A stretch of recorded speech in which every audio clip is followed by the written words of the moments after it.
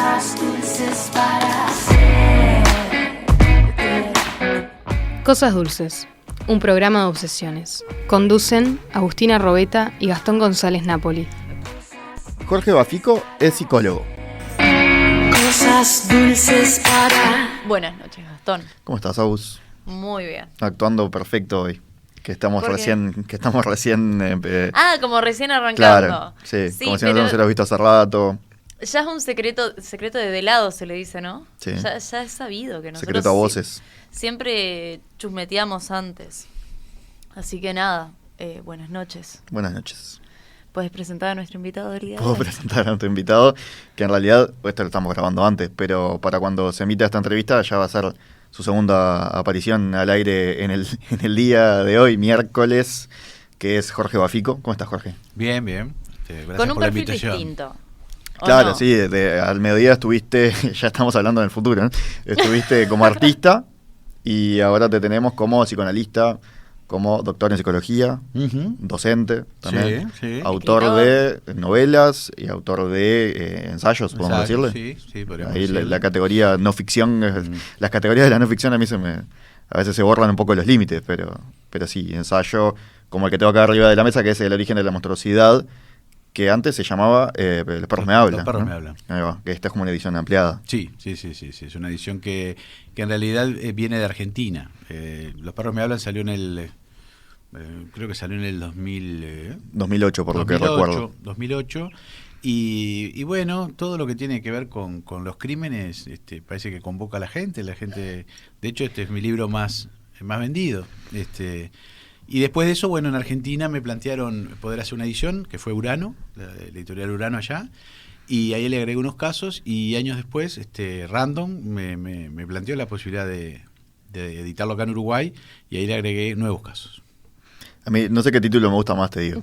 Fue vos que llegas por ahí. Yo sugiero que El origen de la monstruosidad es como más vendedor. Yo digo que los argentinos se ven como una... Son más gancheros, ¿sí? Claro, sí. Como que saben vender. Creo que acá en Uruguay a veces somos como más...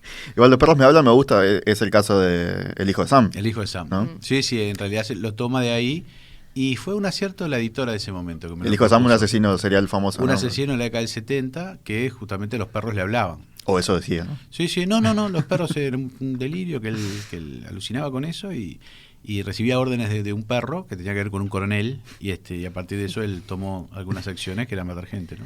Todo súper verosímil, ¿no? Que los perros te hablen, que sean un coronel. Pero, a ver, vos sos psicólogo, ¿no? Y dijiste, no sé por qué a la gente le llama tanto la atención. Debes de saberlo. Digo, debe haber un tema ahí con lo que no podemos explicar o con lo que nos parece como que rompe con lo, comillas, normal. Sí, hay algo que me parece que es muy interesante. El asesino en serie no es cualquier tipo de asesino. ¿Por qué digo eso? Uno eventualmente puede asesinar a alguien, pero por lo general hay un motivo. El motivo puede ser, el enojo, la bronca, la venganza, lo económico, ¿no? Hemos visto. Y eso tiene como cierta explicación. Uno dice, bueno, lo mató, yo qué sé, porque no sé, el vecino le rompía los cocos todo el día, le ponía la música y un día se enojó. Bueno. En cambio, el asesino en serie son crímenes que en realidad no tienen una motivación lógica, ¿no? Que sí tienen una motivación en cada asesino, pero que en realidad las víctimas es una casualidad. Entonces, eso llama mucho la atención. Y lo otro que llama mucho la atención es que estos sujetos, cuando hablo de estos sujetos me refiero a los asesinos en serie, hacen cosas que son tan horrorosas que por un lado a nosotros vamos a situarnos como neuróticos, como en las antípodas de eso. Por un lado los rechazamos, pero por otro lado no podemos dejar de mirar.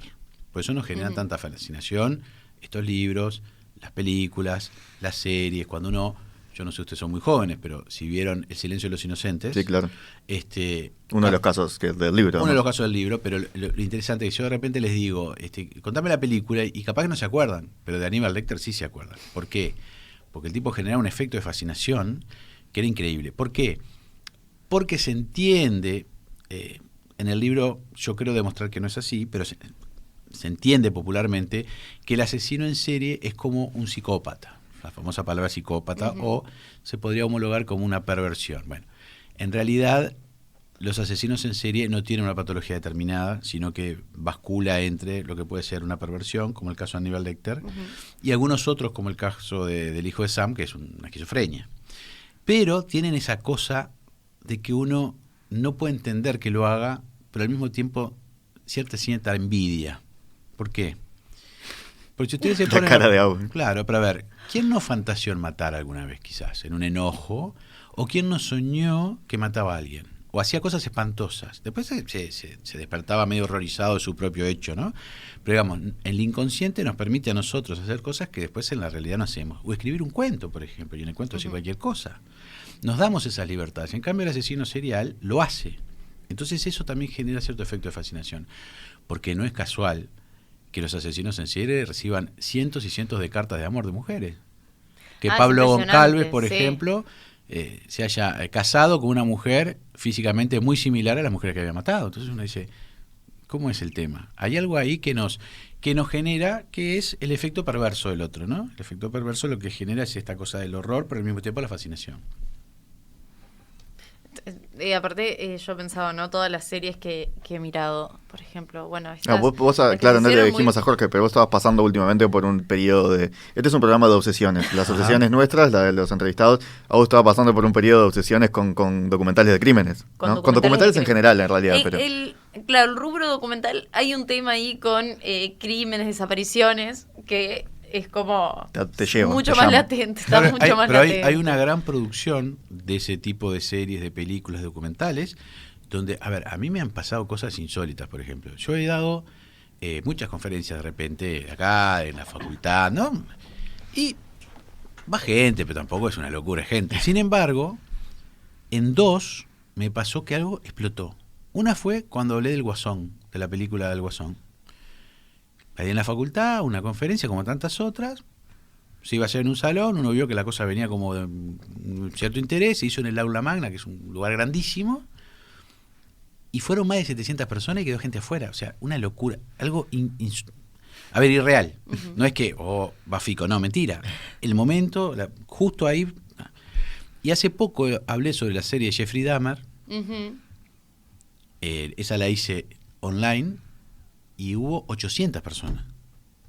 Y de repente hago otra a la semana y meto 50. Entonces, indudablemente hay algo que genera una atracción por estos temas, porque no es normal. Yo me acuerdo que en un tiempo en la Facultad de Psicología le preguntaba a los estudiantes qué querían ser y la mayoría me decían criminólogos. Cuando en la Facultad de Psicología no se hacen criminólogos, Sí, sí. ¿no? Pero hay una cosa ahí cultural muy fuerte en esta época. El asesino en serie, el asesino en masa y el spree killer, que no es tan conocido como el asesino en masa y el asesino en serie, son significantes de la época, son fenómenos de esta época. Eso es cierto. Más allá que antes existieron, ahora uno ve que en Estados Unidos el asesino en masa, Sí. todos los días aparece uno, ¿no? el asesino en serie capaz que es más de esa época, ¿no? De los 70, los 80. Por lo menos los famosos son de esa época. La familia Manson, Ahí el hijo de está. Sam, Lo que pasó en el 70 y en el 80 fueron casos muy mediáticos. Ted Bundy, ¿no? Todos, Ted Bundy, Zodíaco, El Zodíaco, Jeffrey claro. Dahmer, También. el hijo de Sam, son toda esa época, que generaron como una cosa, un morbo impresionante. Pero La serie Manhunter, a los que nos gusta. Claro. La serie Manhunter es el de los funcionarios del FBI que trabajan para los que desarrollar, los que ¿no? hicieron toda esa unidad de criminología, ¿no? De investigación, donde está Robert Ressler a la cabeza, que Ahí es va. quien acuñó el término asesino en serie. Que hay muchas series de eso. Y fue como la época dorada de los casos, ¿no? Pero sigue habiendo todo el tiempo asesinos en serie. Lo que pasa es que ahora se agarran más rápido porque hay mucha mejor tecnología. Entonces, antes era más difícil, porque el asesino en serie, cuando coincide, que es una perversión, o sea, cuando es un tipo que sabe lo que está haciendo, no es que está delirando, entonces se llama un asesino en serie organizado, sabe lo que va a hacer, lo prepara, lo planifica, no hay conexión con la víctima, es muy difícil rastrearlo. Muy difícil. Si vos matás a alguien que no te conoce, y no va a haber sospecha sobre vos, a no ser que dejes rastros. Y estos tipos, en esa época, muchos de ellos no dejaban rastros. Muchos de ellos se entregaban o se hacían atrapar, ¿no? Ujú. En cambio ahora hay una tecnología, ahora uno camina y hay cámaras en todos lados. Muy difícil que no nos vean. Entonces también hay mayor dificultad para ser asesino en serie. Si bien se sigue habiendo asesinos en serie en todo el mundo, ¿no? No, por supuesto, o sea, hay bastantes casos nuevos para quienes consumimos el rubro. Hay muchos casos nuevos que es como que se van sofisticando, ¿no? Por esto que vos decías, cámaras, bueno, sofisticación hasta ahí nomás, se ponen a veces una máscara y listo. Sí, sí. Pero yo creo que pasa algo como el no entender el horror, que como cuando te dicen no mires, tipo no mires para la esquina es como Y uno imposible. mira, no puede dejar de mirar. Bueno, eso Claro, es lo que yo decía recién. Es eso, por eso mismo. Uno abre la mano y mira. Tiene Sí, que como mirar. cuando es niño en las películas de terror. Porque hay algo ahí que nos lleva, nos empuja. Por la eso gente que pasa dice- por al lado de un accidente, ¿no? Y se queda mirando. Claro, y para el auto y mira y saca una foto. Y Jacques Alain Miller, un psicoanalista muy importante, vivo por suerte, dice, no hay nada más humano que el crimen. Esto que les digo de que uno puede soñar, puede fantasear, lo voy a matar, esa cosa que es muy humana, aunque es muy terrible, es muy humana. Y lo vemos todo el tiempo. Bueno, ustedes me imagino que todo el tiempo están viendo noticias que hablan de la violencia de las parejas, de la violencia en las cárceles, de la violencia en la calle, de la violencia. Bueno, eso es un vector que no va a desaparecer nunca. Nada que ver, pero necesito citarlo para que me digas si esto realmente es así. Estoy mirando una serie que se llama El Paciente o algo así, no me El acuerdo. paciente. Sí, El Empecé Paciente. a verla y no la pude seguir. Sí, que es un psicoanalista que es secuestrado por su paciente que resulta ser un asesino. No sé, lo estoy mirando, así que por las dudas no me hagan spoiler. ¿Qué tan como común o normal es que venga, no sé si la palabra sería normal tampoco, pero que venga un paciente y te diga un crimen y qué es lo que hay que hacer? De verdad no hay que decir nada y vos tenés que quedarte en el molde y de verdad y pesa más como ese secreto profesional. Bueno, Yo a mí como que me interpelaba desde ese lado. Es muy complejo. La serie El Paciente es una cosa muy inverosímil, ¿no? Pero sin embargo tuvo mucho éxito. Yo vi 2 o 3 capítulos, no la pude seguir porque rompe todos los estándares de lo que puede pensarse uno que tendría que ser un psicólogo, ¿no? Pero supongamos que hay un sujeto ahí que, podemos contar al principio, pero al principio no estamos spoileando, ¿no? Es alguien que se hace pasar por otra persona como paciente. Ya de pique hay un problema donde no hay una confianza. Ahora, ¿qué pasa si realmente fuera alguien y dice, mire, yo soy un asesino en serie, maté 4 o 5 personas? Es un verdadero problema, porque por un lado, el secreto profesional, que es un cuento acá en Uruguay, porque acá no hay legislación, es decir, no hay un comité de ética que puede sancionar una mala praxis, entonces también es relativo. Pero al mismo tiempo, nosotros nos estamos convirtiendo en cómplices. Entonces, ¿qué hacer? Por suerte a mí nunca me pasó, espero que no me pase, porque es una situación muy incómoda, porque uno dice, bueno, sí, el secreto profesional, pero ¿hasta dónde? Claro, eso es ¿Hasta dónde? lo que yo me cuestionaba. A mí Como me interpelaba pasó- desde ese lado la a serie. mí me tipo, pasó una ¿cómo vez, te vas a quedar en sí. el molde? Bueno, a mí me pasó una vez un caso que no tiene que ver con un asesino en serie, pero sí era una cosa muy, muy, muy increíble. Yo tuve la desgracia y la fortuna al mismo tiempo, cuando empecé a trabajar, hace muchos años, de encontrarme con quien fue mi maestro, un psiquiatra, Dagoberto Pupo, que como que me adoptó. O sea, era un tipo que trabajaba con casos muy graves, muy graves. Los casos ¿Graves en qué sentido? psicopatológicamente, pero graves de personalidades múltiples, depresiones feroces, bueno. Y él de alguna forma lo que hacía era, me mandaba los casos para que yo los viera, como una especie de enseñanza, ¿no? Muchas cosas él ya las sabía y a mí me enseñó mucho y vi en ese tiempo una cantidad de casos que después no volví a ver. Uno de esos casos era una paciente, yo lo escribo en un libro que se llama Casos Locos, que fue mi primer libro en solitario. O sea, perdón, ¿esto qué edad tenías vos?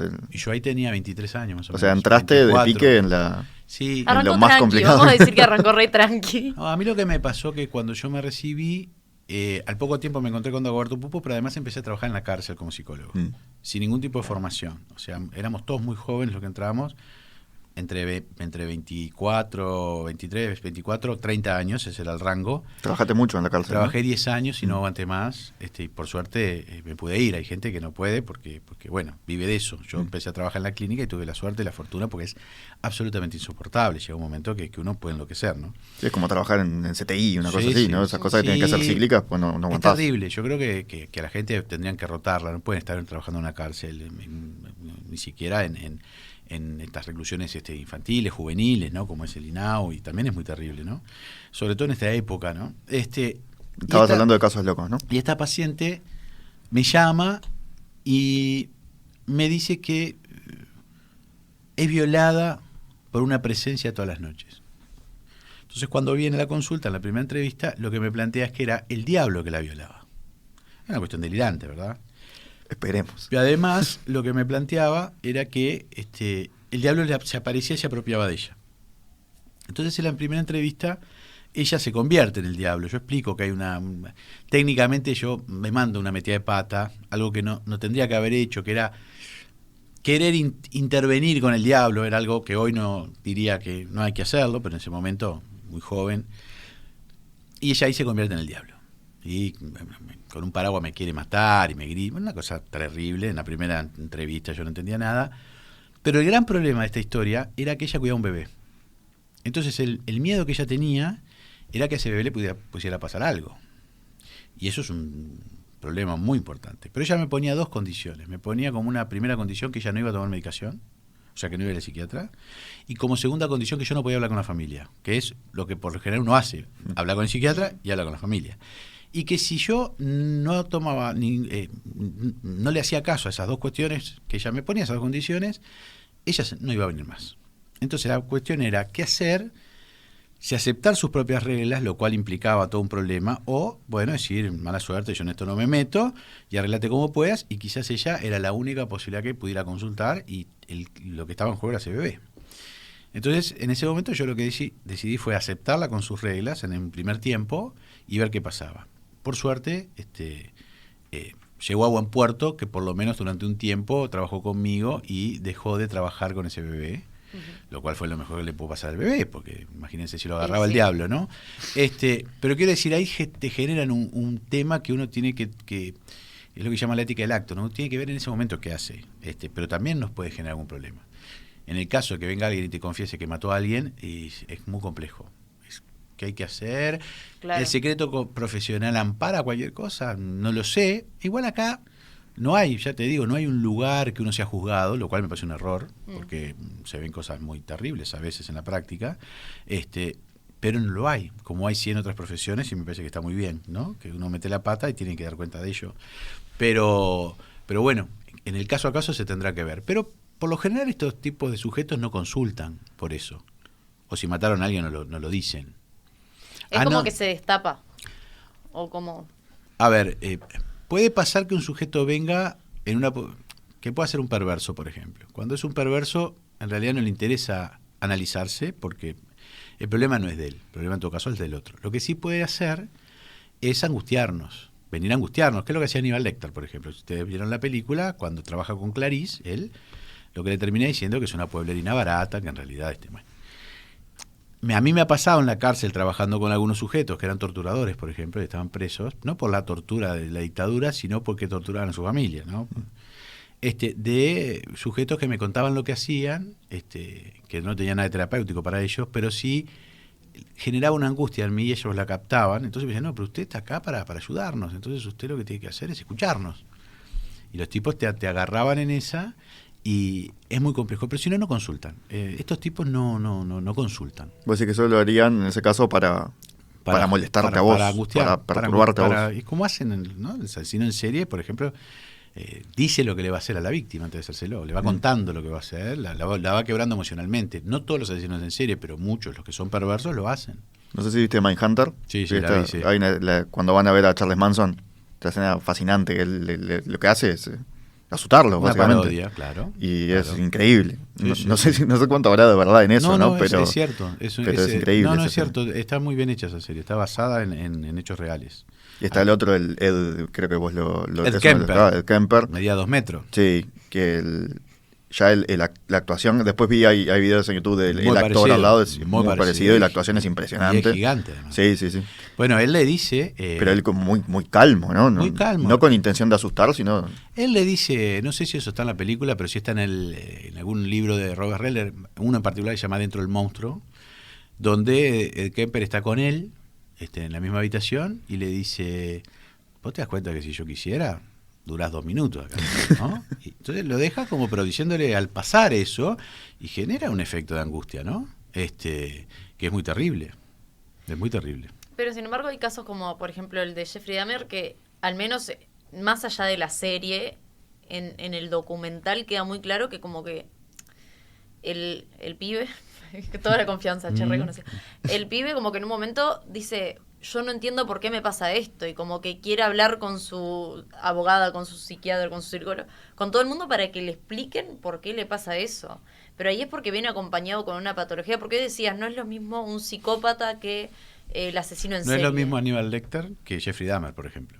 Pasa que Jeffrey Dahmer es una psicosis, pero que tiene una fachada perversa. O sea, quien lo ve parece un tipo como que sabe lo que está haciendo, es frío, es calculador, es un psicopático. Rápidamente uno lo postula ahí. Pero después, cuando investiga un poco más, en realidad lo que hace él, aunque parezca increíble, tiene que ver con el amor. ¿Qué quiero decir con eso? Él se enamora de esas personas y quieren que se queden con él. Entonces él, en el fondo, los quiere convertir en un zombie, ¿se acuerdan? Sí, sí, sí. O sea, más allá de todo lo que hace, les taladra el cerebro, pero él tiene una idea absolutamente delirante que tiene que ver con que el otro se quede con él. O sea, es como un gran desgraciado que se convierte en un tipo terrible.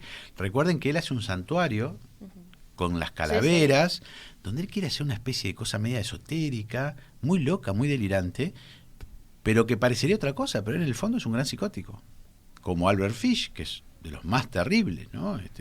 Yo ahí en el libro El origen de la monstruosidad Es el primero que mencionaste. pongo la carta, ni siquiera lo puedo analizar, donde él cuenta cómo mata y come a un niño, y se lo escribe a la madre. Sí, y uno sí. dice, lo que quiere es generar la división subjetiva, esta cosa de la angustia. Puede ser, pero tipo un delirante absoluto, delirante, se ponía loco con la luna llena, o sea... lo que pasa es que son sujetos que resuelven mal. Yo ayer en Facultad de Psicología, ahora estoy haciendo una investigación sobre los lobos solitarios, ¿no? Que son sujetos muy diferentes a los asesinos en serie, muy diferentes, son paranoicos. Esto sí tiene una estructura delimitada. ¿Qué sería un lobo solitario para Un bajar lobo la tierra? solitario es el tipo que irrumpe en un lugar, que por lo general es su facultad o su trabajo, y mata a todo lo que hay en la vuelta, o por una especie de causa loca. La causa loca es, bueno, usted, en el caso de Choque, es el que yo estaré trabajando, que es la masacre de Virginia Tech, que fue un caso muy famoso, mató 60 personas. Sí, fue el más mortífero hasta no hace tanto, ¿no? Terrible, terrible. Y él es un reivindicador, él habla que él es una especie de Jesucristo, que él está haciendo un acto para que la gente se dé cuenta de lo que está pasando, que la gente lo ha humillado, una cosa tan loca. Bueno, ese es un perfil bastante Los lobos similar. solitarios son los que popularmente... Los asesinos en masa.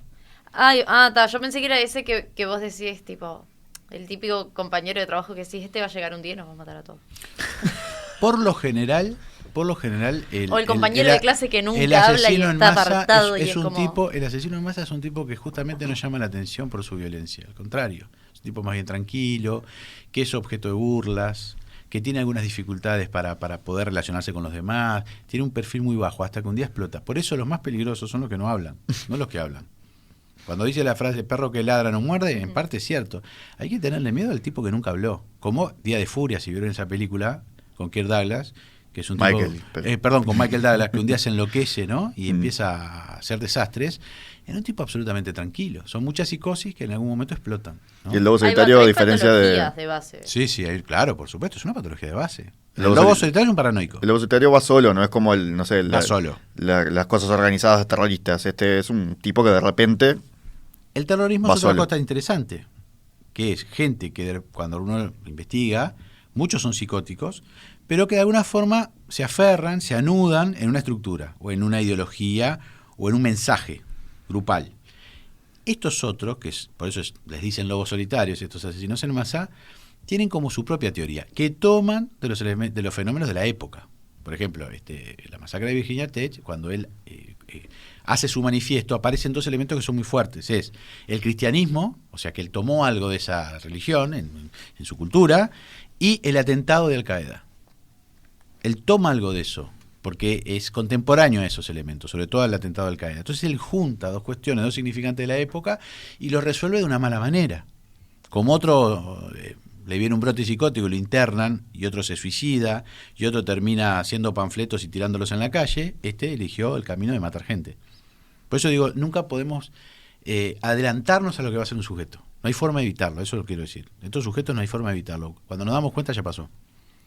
Bien, eso iba a preguntar, tipo, ¿cómo hay alguna señal antes? O sea, hay un perfil del asesino. Hay como una... Es lo que tratan de buscar en Sí. Mindhunter, ¿no? Sí, hay un perfil, pero es difícil adelantarse. En el caso de este Choque, es el que tengo más fresco porque se estoy investigando ahora, hay una cantidad de diagnósticos que le hacen. Le dicen, tiene mutismo selectivo, tiene TEA, tiene cuestiones autistas, es un trastorno de personalidad. Le van buscando la vuelta hasta que un día dicen, este sujeto no tiene ninguna enfermedad. Está bien, le dice. Y al mes y medio mata a 60 personas. Ahí se estabiliza un poco y empieza como a armar. El problema cuando se tranquilizan y empiezan a armar el delirio. Cuando están haciendo, es lo que pasa en los delirios. Con los delirios cuando más floridos son y más locos son y más se transmiten, es mejor pronóstico que cuando el sujeto está más metido para adentro. Cuando está más metido para adentro del delirio, el pronóstico siempre es más complicado. Wow. No, yo la verdad que... Pero para hacer el tipo de perfil de asesino en serie, ¿no? Estamos mencionando algunos famosos. Dahmer, Ted Bundy. Capaz que Ted Bundy es un poco más diferente, ¿no? Porque era como un tipo súper normal, parecía por lo menos. Ted Bundy es un perverso. Pero, Jeffrey Dahmer es un psicótico. Pero son parecidos. ¿Y podemos explicar qué son los términos para...? O sea... El perverso... Pues habla de psicópatas no, y el psicópata, vos diferenciás varias cosas, ¿no? El psicópata es una terminología antigua. Lo que pasa siempre es que se dice, el psicópata es el que no tiene sentimientos, ahí está, ¿no? se tiende a pensar que el psicópata No tiene empatía. es el jodedor, es el tipo empático, pero no empático. ¿Qué quiere decir? Es el tipo que fascina al otro, que lo convence, ¿no? El que le hace el cuento. Tiene que ser empático para que vos tengas confianza y creas en alguien. Tiene habilidad, muchas habilidades sociales, pero en el fondo el tipo no quiere a nadie, se quiere solo a él mismo y lo que busca es el principio del placer, es conquistar lo que él quiere. Eso sería el psicópata. Que hoy lo más parecido al psicópata sería lo que se llama el trastorno de personalidad antisocial, que es lo que habla el DSM-4, la psiquiatría actual, la americana, que es el manual que utilizan los psiquiatras hoy. Dicen el psicópata y el sociópata sería hoy el trastorno de personalidad antisocial. O sea, el psicópata es un término que no se usa hoy no se clínicamente. usa, pero se usa popularmente. Claro. Y todo más o menos se entiende, dice, me está psicopateando, es un psicópata. Bueno, se refiere a un sujeto manipulador, mentiroso, frío, muy empático. Es un encantador de serpientes el psicópata. Pero en los asesinos en serie, Ted Bundy era un encantador, es muy encantador. Las mujeres se enamoraban de él. Sí, Fachero también lo que pasa. Tenía pinta. Bueno, más allá de la facha, en los juicios iban mujeres a tirarle verlo. besos y flores y cosas. Bueno, pero ahí vos ves que hay algo que no está bien. O sea, no está bien desde el punto de vista psicopatológico. ¿Cómo puedes estar enamorada o estar fascinada por un tipo que mató violentamente a una cantidad de mujeres? Es raro y sin embargo existe. O sea, siempre es de a dos la cosa, no es de a uno. Siempre a veces se piensa que es de a uno y siempre hay que pensar que uno tiene un partener que lo acompaña por lo general en la patología. O si hay un golpeador, hay alguien que es golpeada y a veces sostiene esa relación. Si hay uno que es estafado, es porque otro se deja estafar muchas veces, ¿no? Si hay alguien que es creyente, es porque sigue creyendo en alguien, ¿no? O sea, son cuestiones que nos atraviesan. En el caso de la perversión, para el psicoanálisis se trata de el sujeto que intenta angustiar al otro. O sea, su goce está en que el otro se angustie. ¿Vieron que hay gente, que no quiere decir que sea perversa, pero que tiene un rasgo perverso que nos genera incomodidad? Hay personas que cuando nos hablan y nos dicen cosas, ¿no les pasó a ustedes no quiero que nombres, por supuesto, no que me digan quiénes, pero que uno siente como, siempre quedo en mal falsas cuadras cuando hablo con siempre me deja mal? ¿Vieron que hay? Bueno, eso es un rasgo perverso. El tema es que el perverso siempre genera eso. Y en el caso de los asesinos en serie, el tipo lo que busca es angustiar al otro verdaderamente. Pero son diferentes al psicótico, que el psicótico puede ser muy violento, pero está atravesado por un delirio, como en El hijo de Sam, que el tipo cree que hay todo un universo que conspira contra él, o algunos de los otros casos que hay, por ejemplo, la serie Dexter, me imagino que lo habrán visto. Sí. Dexter es lo que parece un psicópata, lo que parece un perverso, pero en realidad es un psicótico. Es un tipo que alucina con el padre permanentemente, el padre se le aparece, y el padre fue el que de alguna forma lo convirtió en asesino en serie, porque el padre vio que él de niño ya tenía rasgos. Miren qué interesante cómo la patología también se arma. El padre descubre, porque a él lo encuentran en un charco de sangre por un asesino que había matado a su madre con una motosierra, creo, ¿no? De niño, ¿no? De niño, con 3 años lo encuentran así. El policía lo adopta y empieza a ver que tiene actitudes raras. Entonces ya le dice, va a ser un tipo terrible. Entonces mataba animales, ¿no? Empieza con esa cosa, pero habría que ver qué es primero el huevo o la gallina, ¿no? No queda muy claro en la serie, pero este código Harry, o sea, el padre le hace un código de comportamiento, lo cual él se aferra a ese código, o sea, él puede matar bajo determinadas circunstancias, ¿no? Es una cosa que es muy cuadrada en Dexter. Hasta que, como en la vida, pasan cosas que uno no piensa que no van a pasar, le pasa algo y el tipo empieza a delirar. Empieza a delirar donde se le aparece el padre. Ahí empiezan los conflictos de Dexter. Y Dexter ahí demuestra que no es un perverso, es un psicótico. Es un psicótico. Lamentablemente, la forma que resuelve sus cosas es matando gente. O sea, podemos decir, hablando a lo gaucho, es peor el perverso. Pues el psicótico como que no termina de entender lo que le está pasando. A ver, no es que sean peores, yo entiendo lo que preguntan, no es que sean, los peores son los dos, porque matan los dos y Claro. hacen desastre. Sí, sí. Son mucho más peligrosos los perversos. O sea, el asesino serial organizado, que por lo general son perversos, son mucho más peligrosos porque es más difícil de atrapar, porque son más hábiles, porque tienen un kit de muerte, porque tienen una planificación, porque tienen todo una forma de trabajo que es muy difícil de descifrar. El asesino desorganizado lo encontrás a las 3 cuadras. En el libro de Robert Ressler cuenta un caso que rápidamente hacen un perfil y dicen debe tener entre 20 y 30 años, pero resulta que lo encuentra pues está todo ensangrentado en un shopping. Tampoco es que son de Robert No Ressler. se esforzaron claro. mucho. Si vos tenés un tipo que está delirando, está en crisis, bueno, mató gente y está sangrando, y es probable que llame la atención. El problema es el que se cuida para no llamar la atención. Ese sí es el problema. Por eso hay una cantidad de asesinos en serie que nunca los encontraron. Sí, el Zodíaco, capaz que sea más Zodíaco famoso. es el caso más famoso, por ejemplo. Sí, sí, sí. ¿Qué haces, ¿Te una parece pausa? si hacemos una pausa cortita y volvemos para cambiar de tema, para ir a otros A donde asuntos? vos ¿Te quieras. parece? Dale. Perfecto.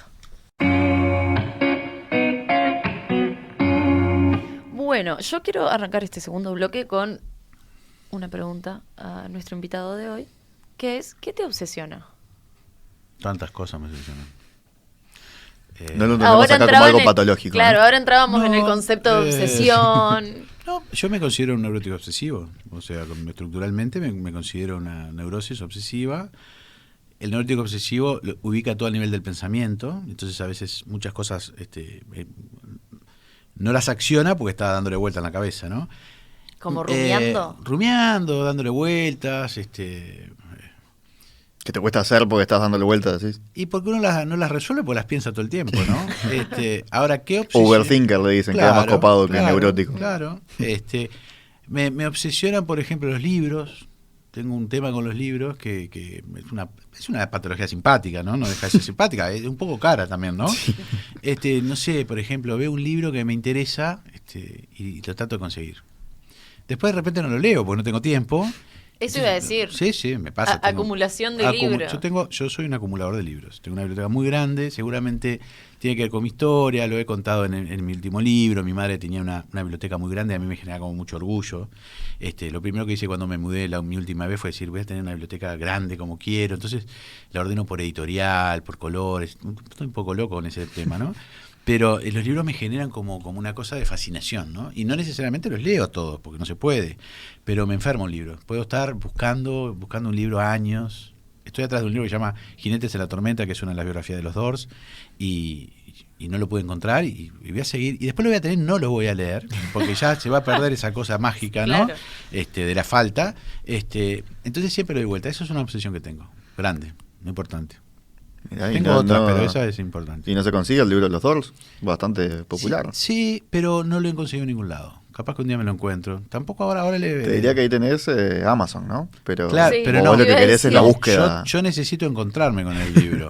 Ah, uno, tipo lo puede, una librería. uno lo puede rastrear digitalmente, por Sí. supuesto. No, yo lo quiero encontrar porque a mí la película de Los Doors me marcó mucho en su época, cuando salió la de Oliver Stone, me generó, la música de Los Doors me rompió la cabeza en su momento, me pareció increíble. Jim Morrison me pareció, ahora ya soy más grande, no me genera tanto, ¿no? Pero tenía como una búsqueda personal con ese libro y nunca lo conseguí. Entonces es mejor que no lo consiga. Así que voy a seguir buscándolo, lo voy a seguir buscando. Y tenerlo en físico también, Sí, me imagino. tener No, los no libros tanto me de lo genera, digital. sí, tener los libros. Yo creo que el bien más preciado que tengo es mi biblioteca. No tiene quizás tanto valor como otras cosas, como puede tener un auto capaz, pero a mí es una cosa infantil, ya les digo, viene de la época de la biblioteca de mi madre, ¿no? Es una cosa que a mí me genera mucho orgullo. Una cosa de, bueno, tengo mis libros, ¿no? Hablando de obsesiones, que hemos estado con psicólogos y nunca se lo hemos preguntado. ¿Qué onda los TOCs? Porque nosotros acá, sí, yo siempre... Temas de obsesión de Agustina. Sí, otro tema de obsesión. Yo siempre pregunto a la gente si tiene TOCs para no sentirme mal en este mundo, pero ahora le decimos TOC a como cualquier cosita y en Sí. realidad el TOC es algo más o es... El TOC son dos cosas.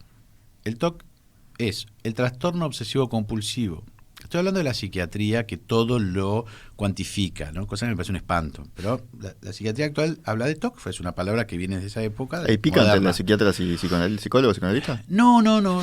Yo lo que creo es que la psiquiatría más clásica, la alemana y la francesa, tienen un grado de profundidad que la psiquiatría actual no tiene, donde todo rápidamente dice, bueno, usted tiene esto, esto y esto, bueno, es tal cosa, tiene que tomar esta medicación. Yo no estoy de acuerdo con eso. El TOC es dos cuestiones. Una tiene que ver con un trastorno de ansiedad, que es esto, los rituales, la cosa, ¿no? Muy puntillosa. El cerrar las puertas 5 veces. Eso. Eso sí es una cuestión bien de la neurosis obsesiva, por lo general, pero es un fenómeno transclínico, o sea, cualquiera puede tener TOC, no importa la estructura que tenga. Y después está lo que se llama el TOC, pero de la personalidad, que es el trastorno obsesivo compulsivo de la personalidad, que integra los trastornos de personalidad, que son características de un sujeto que es mucho más obsesivo, control, avaro, necesidad de controlar las situaciones, ritualizado. Pero el verdadero obsesivo, para que ustedes tengan una idea, era Hamlet. Hamlet es un verdadero obsesivo. ¿Cuál era el problema de Hamlet? Tenía que resolver una situación muy clara, que era que su tío había asesinado a su padre, y además, no solamente eso, se había metido en la cama con la madre. Entonces él tenía que vengar a su padre, porque además el padre había aparecido como un fantasma y le había dicho, me pasó esto. Y Hamlet a toda la obra dándole vuelta, pensando, como decía hace un rato, ¿no? Pensando, sin resolver, pero no es que no mate gente, porque en la obra mueren todos. El que no muere es el tío, después marchan todos uno tras del otro, ¿no? Entonces el TOC es esas cosas que nos generan como... El TOC se puede funcionar con palabras, por ejemplo. Yo me acuerdo que había una persona que no podía soportar que dijeran la palabra sudar. Tenían que decir transpirar. Decían sudar y se enloquecía. O la persona que escucha a alguien comer y se desespera. Por ejemplo, alguien cuando come una galleta y hace ruido, ¿no? O después los TOC más conocidos, que son lo de poner las cosas en determinada forma y lugar. Claro, por esto que yo te consultaba, che.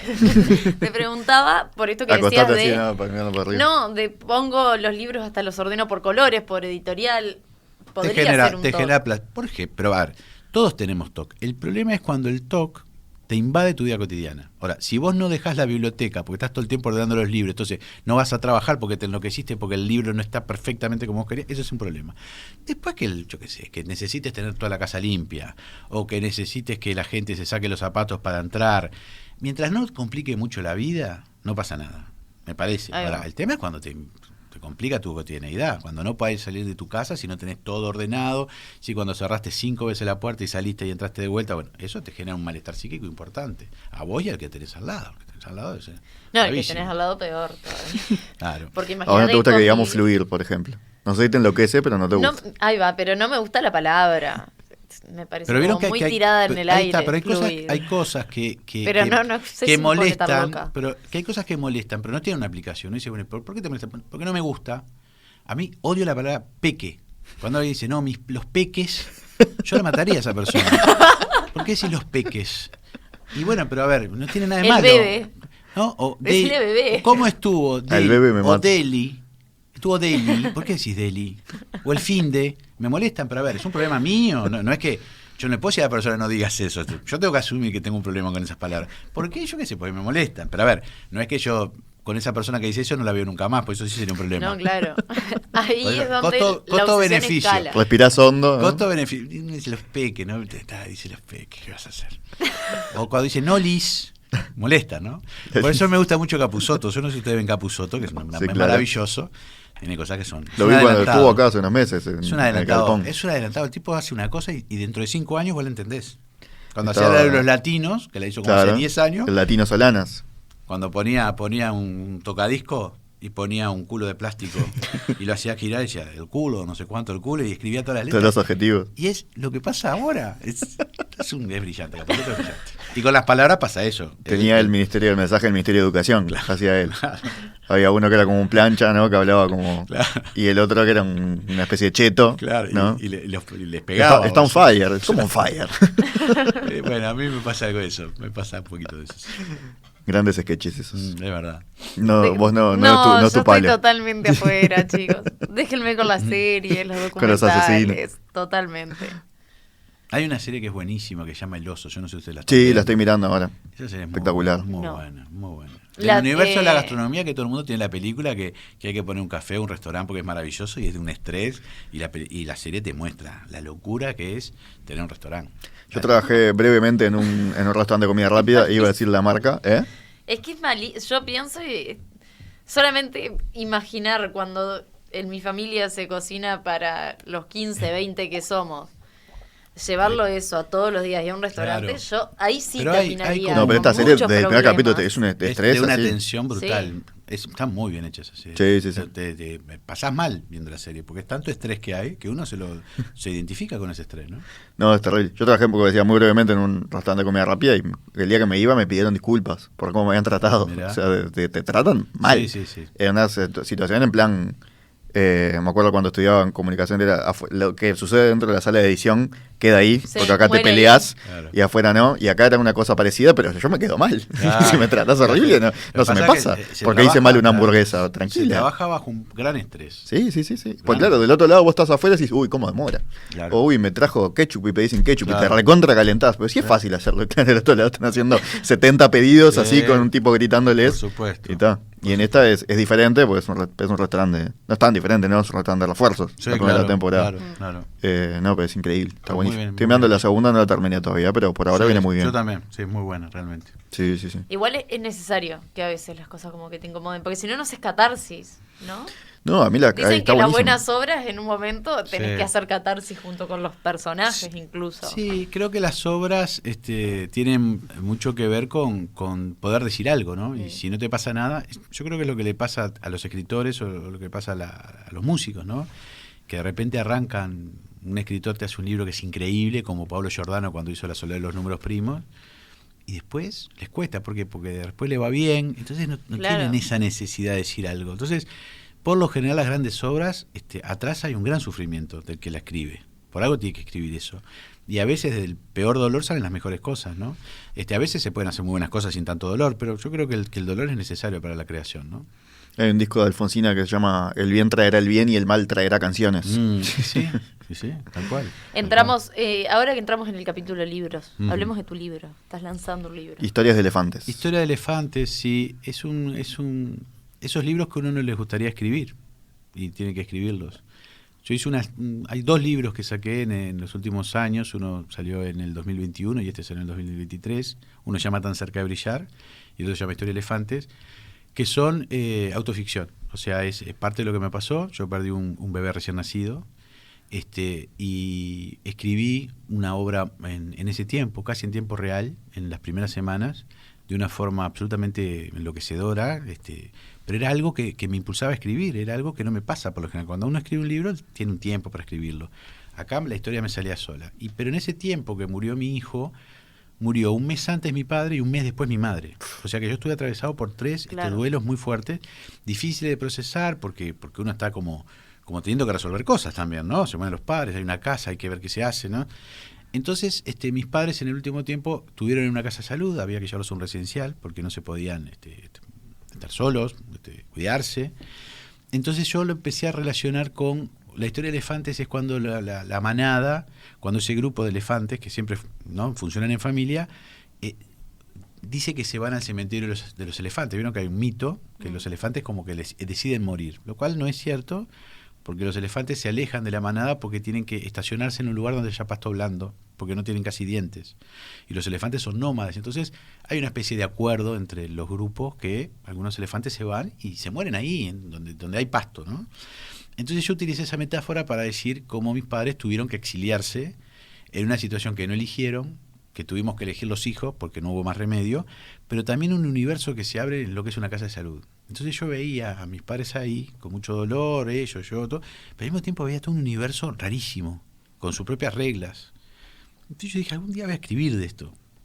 Y también, por eso hablaba hace un rato que a veces uno tiene una necesidad de escribir producto del dolor, ¿no? Fue una forma de hacer un duelo, de terminar de hacer un duelo que no había podido hacer porque fue todo muy rápido. Y escribí un libro que no es doloroso, no es un libro trágico, como quizás sí es Tan cerca de brillar, que es un libro de mucho dolor, mucho más lacerante. Es como una cosa de más de humor, de un humor y de cierta distancia, ¿no? Y de entender que, bueno, que a veces las cosas pasan, las muertes vienen, y que en la manada el poder se sucede, o sea, quienes son tus padres en algún momento dejan de ser tus padres y uno tiene que ser el padre de los padres, tiene que tomar decisiones que no son agradables, y ahí lo relaciono con una serie de animales, hay, bueno, elefantes, hay leones, hay suricatas, hay ciervos, hay peces, hay toros, hay muchas cosas ahí que tienen que ver como rasgo de personalidad. Entonces es un libro que es una búsqueda personal de ver qué animal soy yo y poder contar desde la autoficción cierta intimidad que no deja de ser dolorosa para mí, que es ver cómo mis padres se fueron apagando en poco tiempo, ¿no? Y también a partir de estos duelos yo empecé a hacer obras plásticas. Yo nunca había hecho nada en mi vida y me da mucha pena que mi madre no lo haya visto, porque mi madre pintaba, y te hubiera encantado verme pintar y que estuviera un cuadro mío acá, por ejemplo. Como hay ahora en el estudio. Como hay ahora, Tenemos por acá, eso, literalmente. que es una cosa que todavía a mí me sorprende, porque yo hace muy poco que estoy haciendo esto, no hace más de 3 años, y que tiene que ver con los elefantes, con el símbolo que es entre lo infantil, porque los elefantitos por lo general están en los cuadros de los bebés, en los cuartos de los bebés, y además con la manada, con la idea de la familia. Y además con cierta soledad que parece que tuviera el elefante, por lo menos yo lo entiendo así, ¿no? ¿Y por qué no cierto porque son sufrimiento? grises, capaz. Porque son grises, porque parece que están como curtidos, como que son no sé, hay algo ahí que a mí me genera entre ternura y cierta desolación el elefante, quizás por eso es que lo elegí.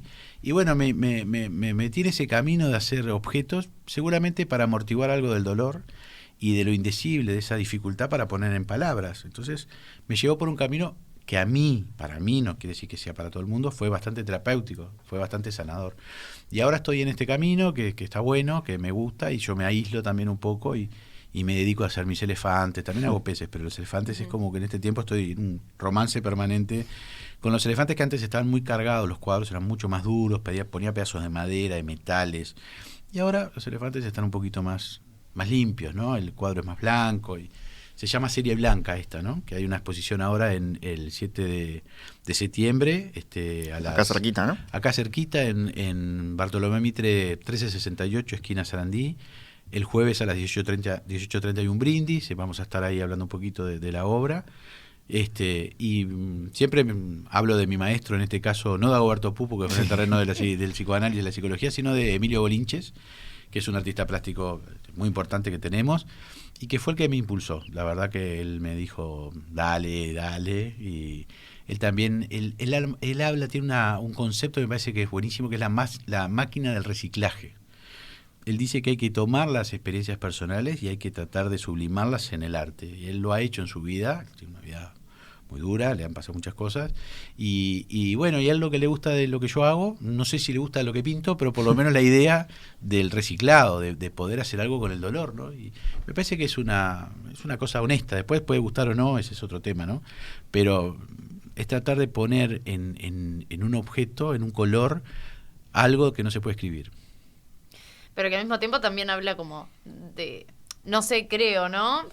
Ella analizaba a su invitado.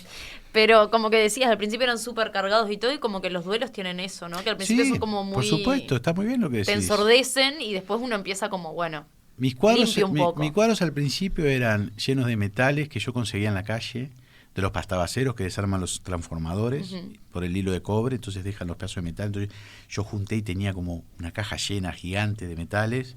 Imagino a la gente viéndolo por la calle. Sí, juntando andaba con cosas. una bolsa, acá en la Rambla, cerca de acá, hay una especie de depósito de transformadores, todo desarmados, y entonces eran cuadros que eran con colores negros, rojos, marrones, mucho ocre, mucha cosa, que yo lo veo ahora y digo, estaba fuerte eso, ¿no? Que cuerdas, pedazos, ¿no? Cosas. Y ahora estos es como que sí, que me parece que de tan cerca de brillar, que es un libro que habla en segunda persona, que es una carta que un padre le escribe a un hijo, en este caso yo a mi hijo que murió, y le contaba todo lo que podría haber sido y no fue, y todo lo que generó su muerte, porque hay todo un mundo que se arma alrededor de la muerte de un bebé, por ejemplo, un cuidacoches, de que viene y te da una palabra de aliento y te dice unas cosas, ¿no? A ese universo tan terrible, de esa opresión, a otro libro, ¿no? La historia del elefante, que es mucho más blanco, circula mucho más el aire. Me parece que la obra también es muy parecido, de una cosa mucho más oscura a esto, que hay mucho más aire. Uno ve ese cuadro y no dice, A mí hay gente que me ha dicho, los cuadros de los elefantes me generan tremenda tristeza. Uno dice, qué increíble que uno que no es artista, yo no me considero artista, puede transmitir algo de eso, algo del dolor. Porque escribir es más fácil el dolor, es mucho más fácil escribirlo. Pintarlo es mucho más difícil, me parece. Entonces, ahora la gente también me dice, no es tan opresivo. No están tan duros, no claro. están tan bravos, son más llevaderos, ¿no? Como la vida misma, o sea, en algún momento empezamos a transitar el duelo de una forma más liviana, ¿no? Pues si no es terrible. Estamos todo el tiempo sufriendo por un duelo, es casi la melancolía. Hablando de duelo, una duda que siempre se me despierta, por ejemplo, vos hablabas del caso de tus padres, ¿no? Que vos ves cómo se van apagando. ¿Ahí realmente comienza el duelo o el duelo de verdad empieza el día que una persona fallece? ¿Cómo funciona en nuestra cabeza? El duelo, hay diferentes formas de duelo. No es lo mismo que se te muera un padre sorpresivamente, le dio un ataque al corazón. Yo tengo un amigo que el padre muere cuando él tenía 13 años, estaba en su trabajo contando un chiste, riéndose, un infarto masivo, se muere. Es espantoso, claro. de asimilar, porque es demasiada información muy rápido, ¿no? Y otra cosa es cuando tu padre se enferma y de a poquito deja de ser quien era. Entonces uno se va transformando y se va también preparando. En el Lo caso, malo que tiene capaz es que el dolor se extiende en el tiempo también. Sí, ¿no? Igual dame en cuotas. Sí. Dámelo en cuotas, porque cuando es tan fuerte te golpea de una forma que a veces no te levantas. No, y te da la oportunidad, me imagino, gracias a Dios yo tengo a mis padres conmigo, pero me imagino la oportunidad de irte despidiendo. Sí, ¿no? sí, por supuesto. A mí lo que me pasó fue que yo volví de un viaje, yo lo cuento en el libro, y me doy cuenta que mi madre estaba muy rara, estaba rarísima. No era mi madre, era, o sea, una mujer que era muy solícita con el otro, le gustaba conversar, necesitaba que yo le contara cosas, esa cosa de las madres. Esta madre era una madre media muda, que no, ¿qué le pasa? Estará enojada conmigo, yo qué sé. No le gustó el regalo que le trae, no sé, rápidamente interpreta, ¿no? Obvio. Y ahí me di cuenta que no, que lo que le pasaba es que estaba entrando en una posición melancólica, producto de una demencia senil. Entonces ella en muy poco tiempo se convirtió en otra persona. Entonces ahí uno ya hace el duelo, empieza a hacer el duelo porque pues es horrible. Tener un padre que uno quiere, que además mis padres fueron muy buenos conmigo, ¿no? Cómo se van apagando, cómo se van fragmentando y lo que es peor, se convierten en personas que son muy lejanas a nosotros. Y uno se aleja también de esa persona porque no es mi madre. Parece que es otra, me la cambiaron, ¿qué pasó? Entonces es un duelo que obviamente, y uno lo que es peor, al final hasta a veces quiere que se muere para que no sufra tanto. Y aunque a veces pasa, uno dice, pobre que se muera, a ver si no sufre de esta manera. Bueno, entonces el duelo se va procesando en diferentes etapas. Y son diferentes duelos, pero es un duelo al fin, ¿no?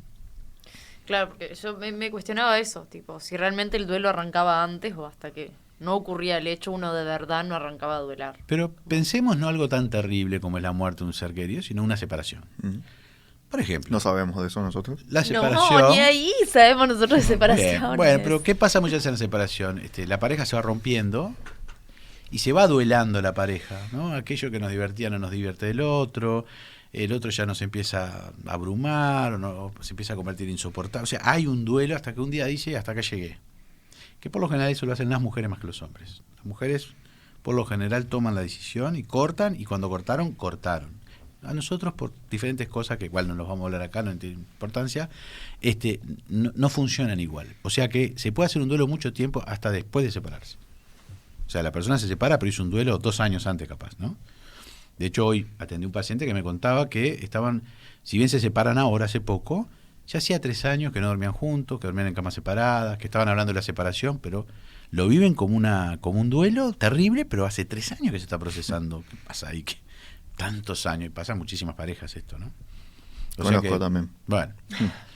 No yo, es pero complejo, es complejo el tema cuando una pareja se separa y no se puede separar, pero y bueno. Sí, donde haya hijos, cosas ya se complican mucho entonces más. ahí vemos cómo el duelo se procesa desde mucho antes. Mucho antes. Y a veces hay un momento que se efectúa el duelo, que es, bueno, hasta acá llegué. Eso cuando vos decís hasta acá llegué, perdón, pero me dio mucha curiosidad, vos decís, lo hacen más las mujeres que los hombres, pero es como un tema cerebral de cómo estamos armados, no sé. Yo creo que la mujer... O un tema social de que se le impone a la mujer. Sí, creo que muchas veces a ver, no es... Es la posición que ocupa el hombre y mujer, no anatómicamente, sino en la sexualidad, ¿no? En la subjetividad. Pero me parece que la mujer va preparando el terreno, lo va pensando, lo va analizando, hasta que un momento realmente dice, hasta acá llegué. Al hombre le cuesta más. Por lo general las separaciones En el caso del hombre, por lo general, no quiero decir siempre, pero muchas veces pasa porque un tercero decide. O decide la mujer que lo deja, o la amante hace algún movimiento. Y el hombre tiene que definir porque, bueno, ya está jugado. Por lo general, las mujeres son más honestas en las separaciones. Dicen, no quiero seguir, no quiero más, y se separan. El hombre muchas veces se resuelve por un tercero. Por lo general, ¿eh? ¿Por qué? Y yo creo que la mujer se maneja con goces diferentes a lo de los hombres, por ejemplo. El hombre tiene mucho más miedo a perder. Se pregunta más, se cuestiona más qué pierde, qué no pierde, qué deja de perder. Hay una cuestión de la angustia fálica en el hombre que es diferente a la mujer. La mujer se arriesga más. La mujer cuando ama está dispuesta a atravesar una pared. El hombre pensamos mucho. Pero no tampoco hay que generalizar todo porque si no queda como... pero son como tendencias. Yo creo que la mujer es más honesta, ama más apasionadamente que el hombre. La mujer se entrega mucho más. Cuando se enamora de verdad. El hombre también, pero el hombre siempre le cuesta un poco más. Tomar la decisión, que pierdo, que no pierdo, la plata, la casa, el perro, los hijos, esto, me separo, no me... La mujer de repente decidió y ya está, y no hay vuelta. No me esperaba esa visión, me llamó la atención.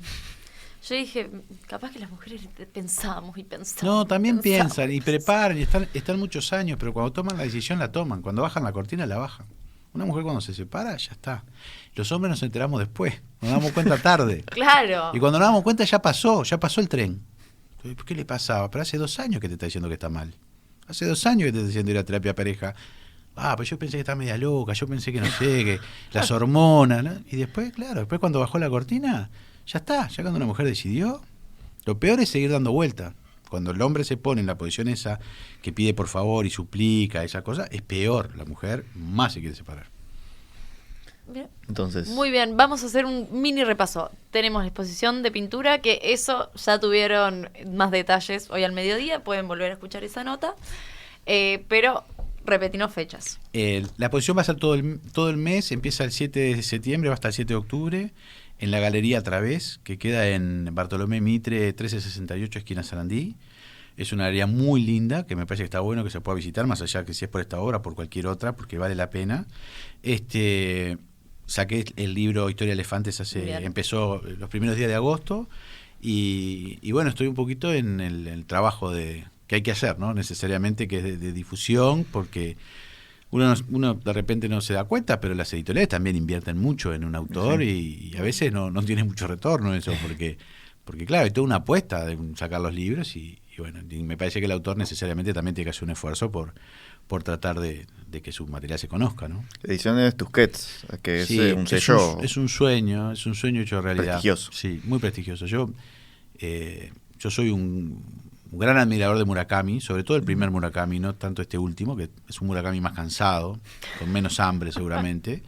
Y bueno, siempre está en colección Andanzas de Tusquets. Y esos libros, como les dije, que tengo una cierta obsesión por los libros, tengo una cuestión fetichista también con los libros, con algunas ediciones, con algunas editoriales como Anagrama, sobre todo con Tusquets, que me generan como los libros del asteroide. No sé, son como una especie de familiar que uno quiere, ¿no? Y entonces que yo esté publicando en esa editorial que para mí es la más importante del mundo, a mi modo de ver, es como un sueño, el sueño del pibe, es como jugar en la Champions League. Yo ves tu nombre ahí, la tapa negra, Sí, como son Tusquets, son tapa negra. Todavía realmente no me lo creo, me parece como mucho, ¿no? Te digo, es increíble que mis padres me dieran su último regalo de padre, es que me regalaron una historia que está en Tusquets. Entonces no deja de ser para mí una cosa como muy loca, muy triste por un lado, pero increíble por otra, ¿no? Porque la verdad yo nunca pensé que iba a sacar un libro, aunque siempre quise escribir desde niño, y nunca pensé que podía llegar a escribir en Tusquets. Esa es la verdad. Aparte, no uno, varios libros. Claro, sí, pero bueno, Tusquets es como... Claro. Ojo, estuve en Random, que quiero muchísimo, es una editorial súper importante, escribí en el sello Sudamericana, que es divino, pero bueno, uno tiene como cierta, ¿no?, fanatismo. Bueno, Tusquets para mí es una cosa como muy, muy, muy, muy fuerte, esa es la verdad. Sí, del conglomerado Penguin Random House a mí me pasaría eso con literatura de Random House, capaz que son como los que me gustan más estéticamente. Literatura Random es divina, Lumen es un sello divino, cualquiera de los dos también Los es fantástico. fetichistas de los libros tenemos eso que reconocemos cuáles. Claro, ¿no? claro, Libro del Asteroide me parece increíble, la gente que escribe ahí. Claro, entonces, son carísimos además, entonces te da como esto de estar bueno. Pero muy bien Esto cuidado. tiene que ser bueno. Claro, entonces que uno termine escribiendo en esos lugares. Es como fuerte. Para mí es fuerte, ¿no? Capaz que a otro no le da bola, pero a mí me parece como, ¡pah! A mí me da un poquito de vergüenza todavía cuando veo mi libro. No será mucho esto, no sé, fue un poco la mano. Pero bueno, me tocó, tengo que aprovecharlo, hay que decir, bárbaro, Obvio. vamos arriba. Aprovechar el impulso. Por supuesto. Con este mismo impulso te agradecemos por tu tiempo en esta noche de Cosas Dulces y como siempre, Un aplauso. un aplauso para nuestro invitado. Muchas gracias.